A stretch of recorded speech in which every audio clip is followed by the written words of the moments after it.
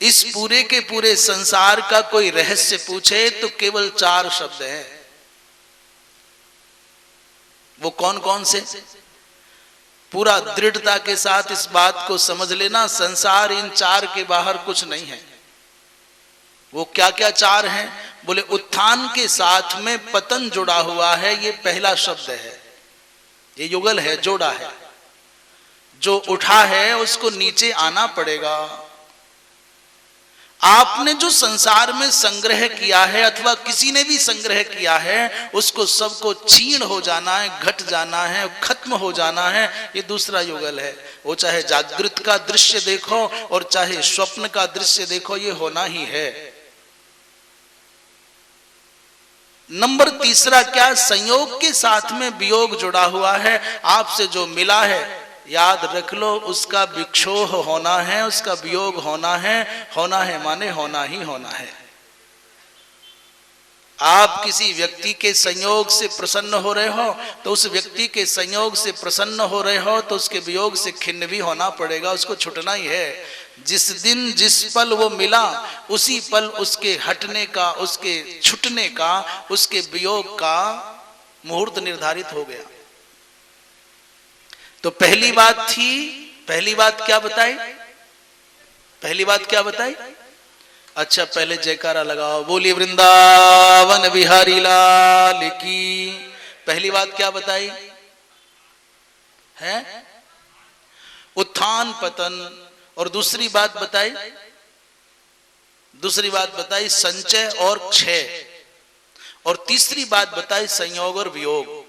और चौथी बात भी सुन लीजिए, जन्म के साथ मृत्यु जुड़ी हुई है। हम अपने मन से कुछ नहीं कह रहे। महाभारत आदि में, वाल्मीकि रामायण आदि में उल्लेख है। वहां लिखा हुआ है संयोगाः विप्रयोगांता और पतनांता समुच्छयाः। संयोग वियोग के साथ जुड़ा हुआ है। संयोग और वियोग एक कारक है, घटक है संसार का। आज आपके जीवन में यदि कोई नया सदस्य परिवार में जुड़ा तो परमात्मा ने किसी एक को हटाने की तैयारी कर ली है दुनिया में कहीं? बताओ, आपके दादा दादी नाना नानी थे ना? कहां है दादा दादी नाना नानी?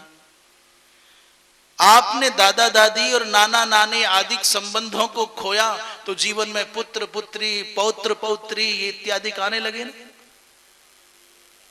जो आपके साथ जुड़ा है उसका वियोग होना है।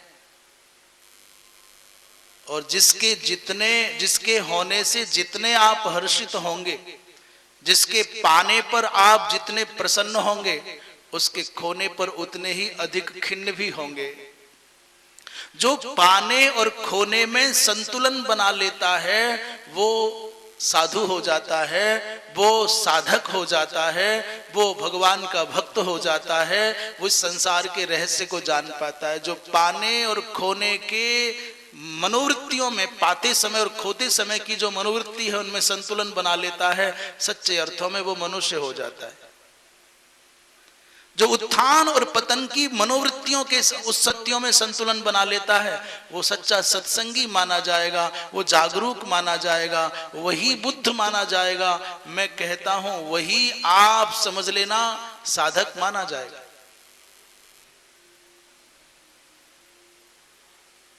सोना आ गया, चांदी आ गई, रुपया आ गया, आता अच्छा लग रहा है, जाता अच्छा नहीं लगता। पर इस पाने और खोने में, इस संचय करने और छीण होती अवस्था, इन दोनों की अवस्थाओं की जो मनोवृत्तियां हैं, उस समय की जो मन की हालात है, मन की दशा है, उस मनोवृत्ति में, उस मन की दशा में जो संतुलन साध पाता है वही साधक हो जाता है। और चौथा क्या बताया था? चौथा क्या था? मरणांतम च जीवितम।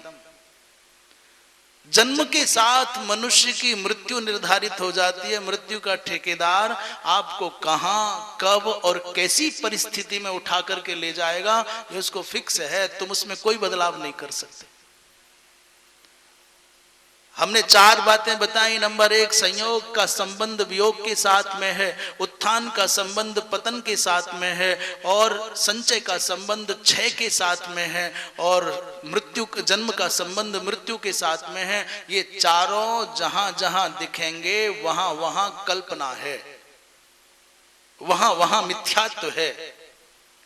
आप इसे जागृत जगत में भी देखते हैं और स्वाप्निक जगत में भी देखते हैं। स्वप्न में भी यही दिखता है, इसके अलावा कुछ नहीं दिखेगा।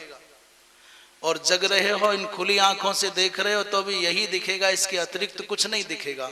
कोई पांचवा किसी की समझ में, धरती पर बड़े बड़े विचारक हैं, बड़े बड़े विद्वान हैं, बड़े बड़े अद्भुत कोटि के तार्किक शक्ति संपन्न महामानव हैं, यदि किसी के पास में पांचवा कोई घटक आता हो तो हमें समझा दे, हम पांचवी बात कहने लग जाएंगे।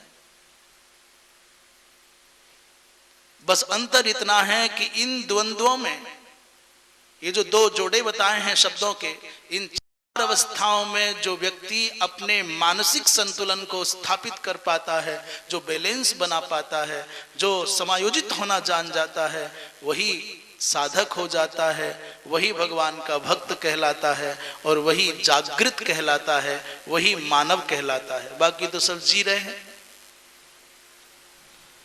इसलिए जैसे स्वप्न के प्रपंच को देखने पर व्यक्ति तब तक पीड़ित रहता है, प्रसन्न होता है, जब तक आंख नहीं खुलती। आंख खुलने के बाद जैसे स्वप्न आपको मिथ्या प्रतीत होने लग जाता है, अपनी उस जानकारी पर स्वयं पर दया आती है, हंसी आती है, ठीक वैसे ही ये जो दिख रहा है ना, मेरा घर, मेरा परिवार, मेरी पत्नी, मेरे बच्चे, मेरा ये, मेरा वो, ये तब तक है जब तक आपके ज्ञान चक्षुओं का उद्घाटन नहीं हो रहा। और ज्ञान होते ही आपको लगेगा कहां कौन मेरा है, कौन था, ये सब कल्पना नजर आने लग जाएगी। सामान्य निद्रा के भंग होने पर स्वप्न का प्रपंच आपको मिथ्या प्रतीत होता है।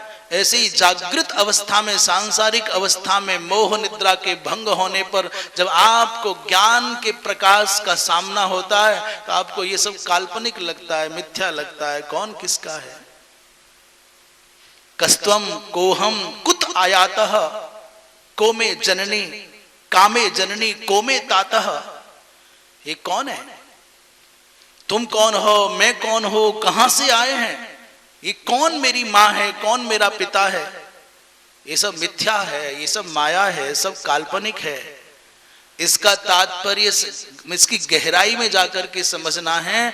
बस इस सब बात के कहने का उद्देश्य एकमात्र है, हम संसार में हैं, इस रंगमंच के हम अविभाज्य अंग हैं। हमको भगवान ने कोई ना कोई भूमिका दी है, कोई गुरु की भूमिका में है, कोई शिष्य की भूमिका में है, कोई शिक्षक की भूमिका में है, कोई विद्यार्थी की भूमिका में है, कोई सेवक की भूमिका में है, कोई सेविका की भूमिका में है, और कोई स्त्री की भूमिका में है, कोई पुरुष की भूमिका में है। सब अपनी अपनी भूमिकाओं को केवल अभिनय की बुद्धि से, अभिनय की वृत्ति से निभाओ, इसमें आसक्त मत हो जाओ।